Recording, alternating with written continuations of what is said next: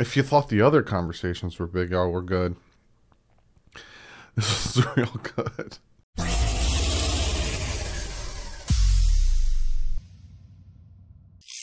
What is up, Finn fans?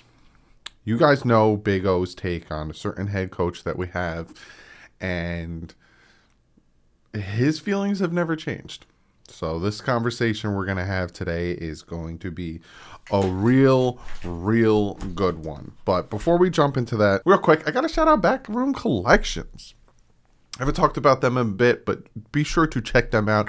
Fantastic artwork, fantastic canvas artwork, great stuff. Again, I'm giving away the Ricky Williams one probably at the end of the year. I'll do a live stream or something, and then maybe I'll give something else away. We're almost at 30K. I think we're about 800 away from 30,000 subscribers.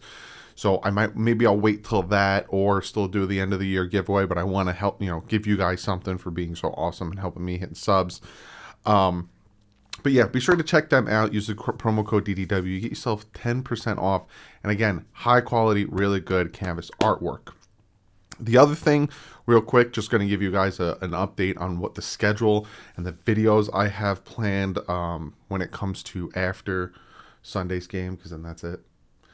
I have videos, who should be cut, who should we resign, who should we be targeting free agency. I'm going to give my Tua evaluation on his second year, being that I get a better understanding of who he is as a quarterback. Going to talk a lot about Brian Flores.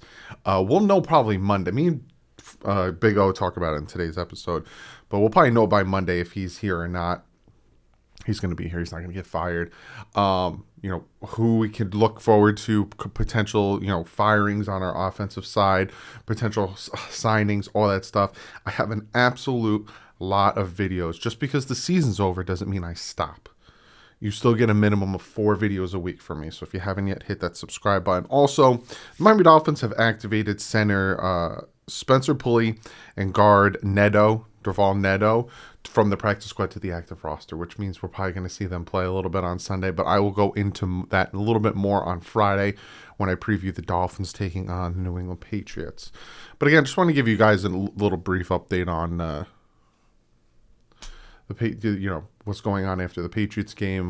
There's going to be a lot of talks about Deshaun Watson, a lot of talks about our quarterbacks, who to add, all that stuff. So again, if you haven't yet, hit that subscribe button. I don't stop. I don't ever stop. So be sure to check that out. But other than that, guys, let's get into what me and Big O have to say. It's a very good conversation. But like usual, guys, stay classy. Fins up. Big O, wish we were meeting on better circumstances than what's going on right now. Well, I'm with you, man. This is just one where I can't even figure it out, my brother. It's just it's sad what has happened and what has developed this year. Yeah, and it's like, because a lot of people talk about that 7-game winning streak and the fact that it was against inferior talent, inferior teams, and you try to push it off because it's a 7-game winning streak in the NFL is never easy, regardless of who you're playing. And then we go up against a good team, the Titans, and we get our butts whooped. So but remember, this is why I keep telling you, don't get caught in the prisoner of the moment deal. In 05, Saban started 3-7, then won 6 in a row to make it 9-7. Didn't mean anything. Mm-hmm. Sperano in 08, rest in peace. He started 2-4, then went 9-1, which will be better than what Flo is going to do. And he finished 11-5, and it meant nothing. It didn't mean that he was a good coach. And Adam Gase started off 1-4, then went 9-2 to go 10-6, and it didn't mean that he was a good coach. So we've got to stop with this whole thing and thinking that the 7-game streak, it would have meant something if you capped it off with these 2 wins. Mm-hmm. But it meant nothing. It's just a rut in the schedule. And hey, kudos to you. You won the games, but you're still the same team you've been for 25 years. You're good enough to beat the scrubs. Yep. You're not good enough to beat the playoff teams. And that's where we're at again. Steeler wheels, we're stuck in the middle. Yep. And media got to talk to some of the coaches today, and some things that, like, especially they were talking to the offensive line coach, and he was like, I need to do better. I'm learning as I'm going, which I'm like, I don't want to hear that from my offensive line coach. And then he won't talk about Austin Jackson much. And it's just like, what, you keep bringing it up. And I don't understand why people keep ignoring what you're saying. And the offense is the problem. And it's been 3 years. I'm not going to take 2019. I'll throw that out. The offensive coaching is the problem. That's the real issue here. You don't have dude, nobody believes in that offensive line coach in that building. No. Okay? Nobody's written that. Nobody's talked about it on national television or anything. No Rappaport or anybody locally. But I'm telling you, okay, because I've said it on my show, there are people in that building that will roll their eyes and they cannot believe that guy is the offensive line coach. I'm telling you, it'll come out. Don't worry about it. It'll come out now in a couple of weeks when the season's over and they make a change and all that. Then it'll come out, and then you people will then come over to me and say, "Oh, I guess you were right." So there's a disconnect in that building, man. And it comes from the coaching staff, and it starts with Brian Flores. Yeah. And do you think why? Like, I'm trying to wrap my brain around the thought process of hiring that inexperience at the offensive line. Is it because Flores doesn't want that pushback from an assistant coach, or did he think he was smarter than everyone else? Well, no, he already does that. No, that part already. He's Josh McDaniels and Matt Patricia in the building. He already thinks he's smarter than everybody else, and he knows every position, and he is scouted, and he'll tell you how good he is at coaching everything. So that's already going on in the building. But the fact that, okay, so you thought 4 inexperienced linemen with a journeyman, with an offensive line coach that's never really done it at this level, with three offensive coordinators are going to be arguing with each other, with an inexperienced QB coach, is now going to put an inexperienced QB in a position to win without a running game. I mean, only Brian Flores would think of putting just a staff that much of a joke together. And that's why this team has failed. And that's why I told listeners who would listen that they are succeeding in spite of them. Yeah. Not because of them. Yeah. Okay. Jalen Waddle succeeds in spite of them, not because of them. And, because every tool was saying, well, they're really crafty on how they get Jalen the ball. Well, what happened this past week? Why weren't they so crafty? And that's because one person says it and then they keep repeating it, but it's not the truth. And just because you repeat a Facebook fact doesn't make it a fact. It's still a Facebook fact that some person posted with no substance whatsoever. So these offensive coordinators are not creative. They're not good. They don't know what to do. They don't even keep Gesicki on the field all the time. They don't keep Mac Hollins on the field all the time. Hell, I saw Jalen Waddle off the field on one play that I'm like, what? Like, that guy would never. You come off the field when we're punting and kicking a field goal. Outside of that, you're never leaving the field. Neither is Gesicki and neither is Mac Hollins. So, this is an offensive staff that there is no excuse. There is no explanation, and there is no rhyme or reason to keep them, to hire them, to even have them at the pro level, period. Now we know Brian Flores isn't going to get fired unless you know something that we don't know. I don't know. I mean, I'm not saying that I know, but I'm saying this. If you want to learn as an owner how to move forward, did it help you to keep around Sperano and Parcells? Did it help you to extend Philbin? Did it help you to keep around Adam Gase, who, by the way, possesses the same exact record as Brian Flores right now through 3 years? So he hasn't fixed the offense for 3 years. He's made 7 different hires. They fail at the end of the season like they did last year and this year. They start off slow the last couple of years. So what makes you think it's going to change next year? So if Chris Grier wants to save his job in 2022 and 2023, he needs to fire him now. And if Stephen Ross wants to show me that he's learned from his past, he fires Brian Flores right now, because it's not going to get any better. And there is zero proof that it will get better, just like there was zero proof that it would get any better with Philbin, that Sperano would stop celebrating field goals, that Adam Gase would actually learn how to get along with people and not show us what social distancing is all about before even a pandemic started. You know what I'm saying? So if you know what's going to happen, then that's the definition of insanity. Yeah. That you're actually going to do something expecting something different. He didn't get along with Kenny Stills, and he didn't get along with Minka, and he didn't get along with Chan Gailey, and obviously didn't get along with Kyle Van Noy, and and so he doesn't get along with Tua. It's obvious that he's not a Tua guy. Mm-hmm. So all of a sudden you think this guy's going to learn how to get along with people? All of a sudden you think he's going to be able to find veteran coaches to take over and come here to help him on a hot seat year? These are the things that we've got to learn how to pull the scab, dude.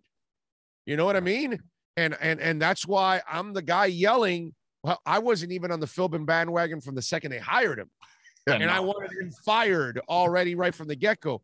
A year after Gase was hired, the second year, I wanted him fired, but they kept him. And I'm doing the same thing now with Flo. I've seen enough. I know what he's all about already. He doesn't have people skills. He doesn't have a Rolodex. And he's not a good game day coach either, by the way, ladies and gentlemen. So what are we keeping? Are we keeping another half a coach? Because that's all Wanstead knew was defense. Yeah. Are we keeping half a coach? Because Adam Gase still couldn't fix the offense, but they had a defense. Sperano, they had a defense. They couldn't fix the offense. That's all we're getting is half a coach. And really, it's a third of a coach because the special teams unit has taken a step back also. Yeah. Okay. So, do we ever learn from our mistakes? And that's what I want to know from Stephen Ross and from Chris Grier. Are you going to learn from your mistakes? You hired the wrong coach. Mm-hmm. You do have some good talent on this team. Make the proper changes so you can save the talent on your team. And by the way, stop making the same mistake you've made before. Gase had too much power in personnel, and he kept bringing his own guys to the damn team, like Cutler, like he brings Brissett. Same crap is going on, and people don't see it. This has got to end. So the next coach, I say it's a Jim Caldwell. I say it's a Jack Del Rio. It's an old coach that's got a fat-ass Rolodex that can build a hell of a staff over and over again, okay, and will delegate, not micromanage. Yeah. Because that's what this guy is doing also. He's micromanaging everything. And that means you didn't hire the right coaches, dude. Now, Gazicki came out and he said something really telling. I think Omar asked him essentially, did you guys game plan for the weather, for the rain? And did you make any adjustments at halftime for the weather and the rain? And he flat out said, no. He said, nope, which... Are you kidding me right now? This is the most important game of the season, and you're not preparing for. I was preparing for this weather. Wait a minute. What about Wilkins when he said they figured us out? Did you get that line? No, I didn't. Go look at Christian Wilkins. Oh, they figured us out. Oh, geez. He said that in the press conference. That's why they kept running, because they figured us out. And I noticed in the film breakdown, they stopped the zero blitz. There was a play where I think it was. Well, they have a line, bro. All of a sudden, their line got super healthy for us. I think it was the 17 point, that second touchdown. Yeah, they had a big wing formation, and then they moved the pocket to the right. and it completely negated that zero blitz, and then he dumped it to the running back on the other side. Like they just figured it out, and they just completely real coaching shut down the zero blitz, and all of a sudden we could get no pressure on Tannehill. And when you can get no pressure on Tannehill, he threw it wherever the heck he wanted to, right down the field on us. Miami Dolphin fans, just ask yourself this question. You have a head coach that can't put a staff together. You just played a coach that his offensive coordinator became a head coach. End of story. Okay. Anybody on Flow staff going to get hired and become a better coach on somebody else's staff? Are they stealing their linebackers coach to become a defensive coordinator? Are they stealing their offense or defense? I'm sorry, their offensive coordinators. Are they stealing any of those to become an a head coach somewhere else? This is what real coaches do, ladies and gentlemen. They hire really good coaches that become head coaches, that become coordinators for somebody else. That means you did your job, and then you've got to go replace them. Mike Vrabel lost his offensive coordinator, Arthur Smith, who was exceptional at how he called plays and designed everything. And they had to replace him. And here they are again, number 1 seed with injuries and all to their main guy in Derrick Henry. That's a real coach, ladies and gentlemen. That's the difference. That's why I keep telling people, it's not about hiring one staff. You got to hire them over and over and over again. And do you think Don Shula was going over to Bill Arnsberger and micromanaging what Arnsberger was doing? No. He wasn't telling Mel Phillips what to do with the secondary, and he's not telling Mike Westhoff what to do on special teams. And so, you got to have a coach that is comfortable in delegating the power and the authority to your assistant coaches. He doesn't do that. He micromanages everything because he's so insecure about everything. They have the wrong coach. And the proof is everywhere. And I've been saying this for weeks. So just in case, if you're just tuning into our show today for the first time, oh, no, he's just running his mouth because they lost to the Titans. No, I said it while they won 4 in a row and 5 in a row and 7 in a row. And you guys were losing your effing minds. You know what I mean? And now I think people are starting to see all the pieces that I'm putting together for you in this puzzle. And it's becoming clear that he is completely outmatched for this. And it's funny too, because you bring that up, that you've been saying this. Yeah, we went 7-game losing streak. You were calling it. But even when we started winning the games, you were calling it. Even when we, the beginning of the season, you're still like, be careful because this, and that. And people were getting on you in the comment section. People were getting, how is he this? And how is it? And then they want me to push back. Doug, push back. And I was always listening. I was always sitting back. You have more knowledge than I'll ever have when it comes to football, when it comes to the Miami Dolphins. I always sat back and I listened to you. And I observed and I listened and I observed and I listened and I observed. And now all of a sudden, all the things you're saying is coming to fruition. And now all of a sudden, this comment section started to change a little bit, where people were hitting me up on Twitter. Oh, I understand where Big O's coming from now. I apologize to him because he's making sense now.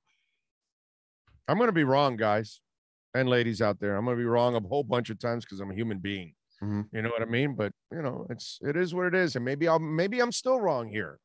Maybe Flo does some amazing turnaround in the offseason and does all the things that he hasn't done for 3 years. You know what I mean? But man, I just give me track record. That's what I am. I'm a track record guy.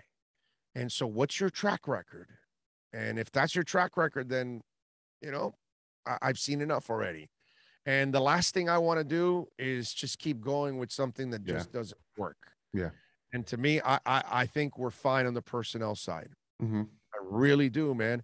But you can't make a personnel department with a head coach that doesn't get along with his, future Pro Bowl safety. And now you're forced to trade. Now you're forced to trade a Pro Bowl safety because he wants out. So you lost all your leverage now. So, okay, you get whatever you can, but then you went and you were able to replace him with another young Pro Bowl safety. You can't do these kind of things, dude. That just doesn't happen. Like, I love how people just throw it on. They want to pick on the front office and then say, well, okay, but mention some of the good things. Like I had a guy today, well, you can't miss on that many first rounders. And I go, okay, I get it. You're talking about 2020. Yeah. I understand all of that, right? But Tua still hasn't missed. But I said to him, all right, so let's say Jackson and Noah are no good, right? Mm-hmm. We can say it about Jackson. Saying it about Noah is really unfair. Yeah, we don't know. Yet. But let's just say for shits and giggles, they suck. Yeah. So Raekwon Davis is not a good pick, and so Brandon Jones is not a good pick, and finding Mac Hollins and finding Siler and find, that's what I mean. It's like, I get it. You missed on a couple picks here, but remember, then he hit on Van Winkle in the 5th round. And then, so, I get it. You might have missed on those picks, but it's not like you missed on all the other picks. So, start be a little fair. You found your strong safety in the 3rd or 4th. What is it? Brandon's a 3rd or 4th rounder. I think 3rd rounder. Yeah. Yeah. Late 3rd. You found one of your starting linebackers in the 5th round in Van Ginkel. I mean, give me a break, dude. Let's go. Be a little, at least be a little objective here. I get it. But, the fact that you were forced to trade Minkah and then you got Javon Holland, are you out of your mind or what? That's awesome. That's amazing. You know what I mean? And I still believe, as I've said all year long on this show with you, all 5 linemen are not bad. No. It's the coaching. And even with the coaching, Robert Hunt has at least shown you that he's the bright spot out of the 5 so far. 100%. So you figure, think about this, ladies and gentlemen. All the other defensive players are hitting. The only thing that isn't hitting is Noah and Hunter because they don't play. But all the other picks are hitting except the line. So let's just say you hit on Hunt. Out of those 5, if you hit on 1 more and you hit 2 of the 5, you did a pretty good job. If you hit on 3, you did an exceptional job because you hit on everything else that's going around. And free agency, street free agency, you get a Siler who's been just beautiful, bro. Needham, you got a nickel corner. Landon Roberts has been doing really well too. Yeah, he's a heat seeking missile. I mean, so you have finds even in free agency. Mac Hollins has been a great find for you, and these idiots don't even use him enough. You know what I mean? So it's personnel's fine. Marvin Allen's good. Yeah. Reggie McKenzie's good. Chris Greer's fine, dude. They do a great job. They're hurting in coaching. The GM did not sign Kyle Van Noy and then say, hey, let's cut Kyle Van Noy because I'd like to take a cap hit. So it looked bad for the Patriots. It's a Patriot guy that he brought over and then he didn't want him, just like he brought over his 2 coaches from the Patriots and then didn't want him either. And he brought over Justin Coleman and he brought over Jacoby Brissett and all. He's done all. This is him. This is him, not the GM. And then the GM gives you Eric Flowers, who's wouldn't it have been better to have Eric Flowers all year instead of Austin Jackson? Yeah, please. And he didn't want Flowers. He wanted Austin Jackson. Do you think the general manager is going to sign a guy for $10 million and then want to cut him and take the cap hit and have to pay for you to trade him? No, dude. No GM wants to do that. No. I love when people say, oh, well, no, it's the GM's fault. No, dude, that's the GM brought you the lineman. The coach scared him away and said, no, I don't need him. I got young guys that are ready. No, they're not. You've got a crappy coach. And it's funny, on Twitter, somebody was asking me, was talking about the first round and how it's the difficulty, the level of difficulty it had on first rounds. And I looked it up and it's about 20%, give or take a percentage. It's about from like 18 to about 24% that your first round pick hits. And this year the Dolphins got both of them. So it's not easy to hit on first round picks, especially at quarterback. I think quarterback was like 8% that they hit on first round talent. So it's not easy. But talking about the GM and talking about the coaching, I don't see this happening because I don't see it working. But, obviously Monday is Black Monday, and that's when the coaches start to get fired. So we'll really know, come Monday if Flores is still here or not. But again, most likely than not, he'll still be here. Could you see Greer stepping in and hiring offensive coaches, or that's just dumb? Because he already did that, my brother. He gave him Changeli. He gave him Fitzpatrick. Mm-hmm. That came from the front office, not from Flo. That came from their connections. The first year that Greer joined, that's when Gailey was here. Okay, that was the crossover. So he knew about that. He knew about Eric Flowers because Flowers was here at the University of Miami. So he signed Eric Flowers. He knew about Fitzpatrick, so he brought Fitzpatrick in. That wasn't a flow call. That was the GM making that call, and then the GM's the one that scared away all those people. So it's like you had an offensive coordinator, but you had an offensive coordinator that had an opinion. And so, you know, as I told you the story, the offensive coordinator told him Tua wasn't ready. And he played him anyways. And then Tua at the end of the year tells you, yeah, you know, I wasn't that familiar completely with the playbook. That's why the offensive coordinator is telling you he's not ready. And the head coach, who, of course, forgot more than Chan Gailey ever will know on offense, because that's who Brian Flores is, the guy that knows more than everybody, bro. I'm telling you, that's been the main problem in there. They probably were terrified of, hey, dude, are you going to turn into Matt Patricia or Josh McDaniels? Oh, no, I won't do that. And, you know, I don't even know if that conversation took place, but I mean, they've got to be saying to themselves, well, this guy turned into Josh McDaniels and Matt Patricia. Holy crap. And that's been the problem. The issue that we've had with the rotten apples that fall off of Belichick's tree, it hasn't changed, dude. Go judge for yourself in New York. Good one.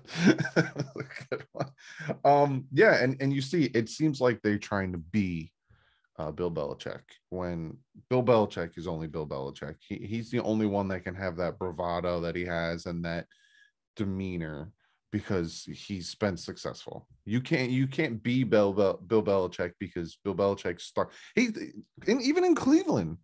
Rings, baby. Not these kind of rings, but those, you know what I'm saying. You gotta have rings, man. Rings. Because he was somewhat successful in Cleveland as well before that all went down the pooper. Because look at his tree in Cleveland is better than his tree in New England. No, his tree in New England's just rotten, dude. That stinks. It's like, I don't know. It's like it's like a Jack in the Box. Yeah, and you get the Joker every time. Like you're screwed. Like this should be the end of stop taking coaches from Belichick already. You know what I mean? Because we're watching Judge fail and we're watching, you know, Flo fail. So, and we've watched all the others fail. So enough already, dude. Stop taking, those people aren't ready to be taken. But you're right. In Cleveland, that assistant staff, whew, fantastic. It exploded all over the place. Yeah. Looking at another down spot on this game, Tua was so off. He was terrible. That was not the Tua that we've seen when it comes, and it's not even like deep balls, or it's he was so off with his accuracy. Everything. He was off, period. It was one of those terrible games. You know what I mean? Although the funny part, I still get entertained by certain things. And, you know, okay, so he bounces that pass to Matt Collins, and it looked terrible, obviously. But, you know, it's like, oh, well, you see, that's where he doesn't have the arm. But, dude, did you watch him that he threw a 45-yarder to Jalen Waddle on the same side with the same arm and all that? Sometimes, dude, the ball slips out of your hands. Sometimes you don't throw it right. I mean, have you ever played sports before? Because I've played all sports, football, baseball, basketball, whatever, and everybody Did anybody watch Christian Wood the other night with an errant pass, and he hit a lady that was walking on the side of the court, okay? Like she was nowhere near the floor. She was minding her own business walking. Christian Wood makes a pass from the other side of the court that knocks her right in the side of the head. It's funny as hell. Go look it up. And it's hilarious. But who hasn't thrown errant passes? Who hasn't thrown bad passes? The ball slips out of every. We can go to YouTube and just put NFL QB ball slips out of his hand, and you're going to see Peyton Manning and Tom Brady and Joe Montana and Dan Marino and the greatest quarterbacks of all time where they lose the grip out of the ball. That happens, dude. The kid had a crappy game. There is no way to defend him in any way, shape, or form. I'm not going to tell you that I'm going to blame the offensive line. The offensive line at times gave him time, actually. Yeah, ton of time. So I'm not here to make any excuses for the kid. Sometimes you play like crap, and he played like crap. You know what I'm saying? But there are times where he plays well, and he doesn't have, the support. On Sunday, and nobody played well. No. Nobody deserves it. The whole team, coaching, everything. Now, here's the biggest question, because, season's over. Eliminated from the playoffs with the Broncos and the Browns losing. It was mostly the Broncos losing kind of knocked us out. Him having that game as kind of the lasting impact on the season. You know who's coming back up in the discussion? Here comes Ryan Tannehill. Ryan Tannehill, the Bills and the Jets at the end of the year, Joe Philbin, you needed to win one of those two games to get into the playoffs, and you lost both games. Remember that? Yep.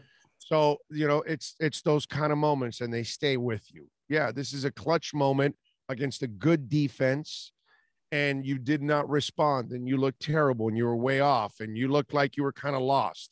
So this was a terrible look for him. There's no doubt about it. You know what I mean? I can't dance around it. But again, it's just he's a young quarterback just completing his first season playing.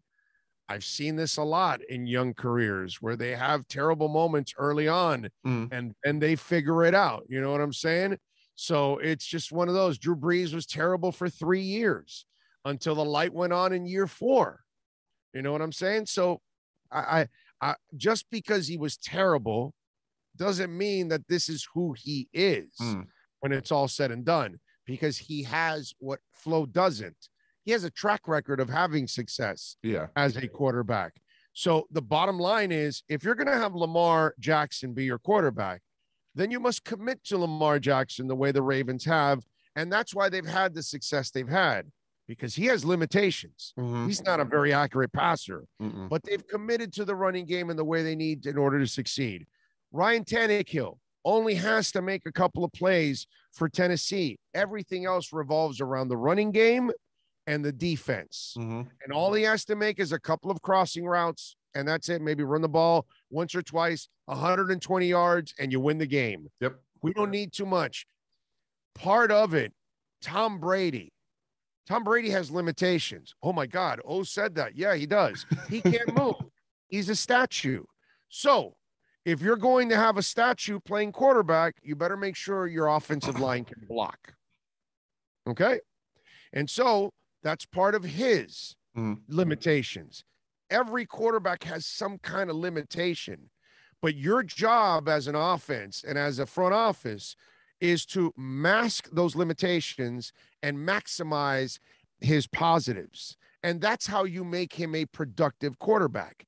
And Pat Mahomes last year was a great example. Yeah. He gets the Super Bowl, but he has no line. But wait a minute, I thought Pat Mahomes is a superstar quarterback. He is. But wait a minute, I thought he was a great athlete. He is. But wait a minute, I thought he had a rocket of an arm. He does. But wait a minute, I thought he had Tyreek Hill and Travis Kelce. He does. So why did he get his ass kicked? Because he didn't have a line. Running all over the place. Right. So he got his ass beaten down. Every quarterback has limitations. And you've got to overcome those kind of limitations. Whatever it may be. I've told you guys the story, right? We talked about short quarterbacks. Yeah. How the middle of the line is incredibly important. So as I've told you, and I hope that the Dolphins have enough, common sense for this, they have to be elite at center and at guard, because the pocket cannot crumble on a short quarterback. And that's why Drew Brees had success. That's why Bob Greasy had success, because you were not going to penetrate the middle of that line. And that's what they have to get to. So you have to do certain things for Tua to succeed. You have to do certain things for Lamar Jackson to succeed. You have to do certain things for Tannehill to succeed. And you have to do certain things for Tom Brady to succeed. All right? Because he got there to Tampa Bay, and they still said, OJ's nice and Cam Brate's nice. I need Gronk. Okay, I want to get Antonio Brown to add to this offense. Okay, they added the running backs and they added Fournette and that. So they still, even with Mike Evans and Godwin, who any team would give to have that pair. Yeah, we got to add more. Yeah, for Tom Brady, and that's Tom Brady. Yeah, and so Everybody needs help, ladies and gentlemen. And if this guy who's a young kid and a young QB doesn't have the things he needs, he'll never succeed. And that's the problem. And it doesn't matter what quarterback you are. You got to figure who they are and then play to their strengths. Okay? You don't run an RPO when you can't run. When your run is never a threat, how is the RPO ever going to be a threat? First letter in RPO. It's just terrible coaching is what it is. Now, nothing else. But this name will be coming back up soon, and Deshaun Watson now is with. You mean the guy that won 4 games, just like David Mills this year with a lesser team? No, because he's Superman too. Doesn't he have a rocket arm? Isn't he a great athlete? Isn't he a clutch player? Well, he won 4 games last year with a better team. Mm-hmm. So, again, you don't have the coaching, you don't have the offensive line, you don't have the running game. You spend $40 million on Watson. Now you've used 40 of your 70 on him. What else is left? What else are you going to build around him? You gave up all your picks, you gave up your cap space, and then what? Now what are you going to do? So it's not that easy either to go in the Watson direction. You know what I'm saying? And I don't believe he's not going to be deposed till February. Mm-hmm. So March is free agency. Mm-hmm. Look, man, I killed Drew Rosenhaus down here because the moron was saying 2 weeks before the regular season was starting, oh no, they'll resolve this thing and they'll be able to trade for him. And I'm like, dude, aren't you a lawyer? You realize what's going on? These are court cases. These things take forever. We've got a pandemic going on that has delayed everything else going on. And then I was laughing not only at that, then I laughed at the idiots that think that it was going to get resolved before the trading deadline. I don't believe it'll get resolved by free agency. Okay, so I don't know if we go in that Watson direction because he may still be involved in this legal mess. There are 22 individual civil lawsuits that he has to go through. This isn't a group thing. You're not going with one brush and painting it all the same. These are individuals, and then there are 10 criminal investigations that are also going on. This will not be an overnight thing. He is going to drag this thing. They are going to drag this thing on because they're going to want him to want to end it. And how do you end it? Yep. And guess what? He's not making nearly as much, and he's spending a lot more now. Okay? And he's spending a lot on legal issues. So we'll see how this whole thing works out. But I don't know what happens if you go for it in March. And here's the other thing. While I tell you there's a rift in the building on Tua, clearly the coach doesn't believe in him, but others do. I think it's the same thing with Watson. I don't think everybody's on the same page to go land Watson and the trouble and the baggage that comes with it. I remember that saga. I felt like I was listening to a monster truck commercial. Monday. It was always Monday. Trades happen this Monday, and it's happening this Monday. Looking at this last game, the Dolphins, they got nothing to play for except for the first. I think it's the first time in 13 years. Yeah, they would put together 2 back-to-back winning seasons, which they haven't done in so very long. Also, if the Bills lose to the Jets, which we'll see if that actually happens, and the Dolphins beat the Patriots, then the Bills win the division. So it's a kind of helping in that aspect as well. Also screwing over the Eagles when it comes to the draft pick. So right. Do you see them fighting hard in this game? And do you see starters starting? Because I know Neto got called up, and I know a center got called up from the practice squad. So Cameron Tom, I think it was, right? Something like that. Yeah. What's it called? I think they will play hard like they have all year because they're professionals. Because that's, Dougie, I've never been on this whole tank thing. Yeah. I've never believed in that ever. When people, tank for 2 of this and that, and it's like, hey, dude, why don't you go give up on your job?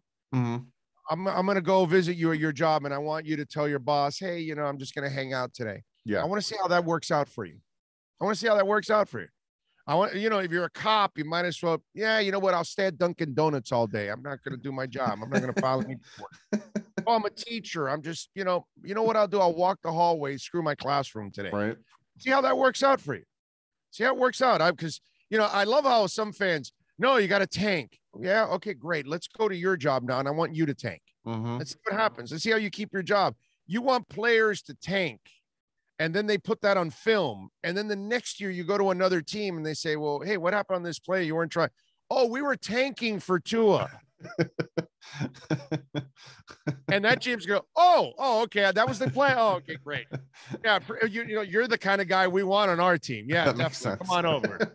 You know what I'm saying? It's like the dumbest thing in the world to think that a professional, and I don't care what you are, a painter, a postman, a teacher, a football player, a baseball player, that you're just going to give up and you're not going to be a professional and you're not going to do your best because you have to do your best because you're trying to get incentives. You're trying to get a new contract. Will Fuller screwed up his whole career this year. Oh, yeah. There's been a stack of injuries and he had to sign a one-year deal. And that one-year deal was a one-year deal to like, dude, go ball out so you can get the big contract. Yeah. That's why you always see the guy at the end of the last year of his contract kill himself to try to get that contract. You know what I mean? There's a kid named Day on the Kyle Guy on the Miami Heat. He's on a 10-day contract right now. And he's playing his ass off. And he's playing with moxie and shooting shots with some incredible confidence and nailing all kinds of threes because the kid's playing with the kind of desperation that he knows this is his shot. So I think every Dolphin player pretty much, unless it's a 15-year veteran that he's about to retire, then I can see that guy kind of coasting and saying, hell, I'm done, dude. But more often than not, I think you'll see guys try. And when they fail, it's just because they failed and they were bad on that play, but not because they gave up. I don't think that's the case. Well, Big O, next week we'll either be talking victory, but we will be, I think next week's video, we're going to kind of start talking about the season and then we'll be talking about the off season and all that stuff. It's going to be fun, but this season was a ride. It was fun. I'm ups and downs. Thankful that we got to start this whole thing. It's a bendable ass. Yeah. That is the best part of this season that we got to start. That the show started. It's amazing. I have such a blast talking to you. You make me laugh so hard. But let them know what you got going on this week and where they can find you.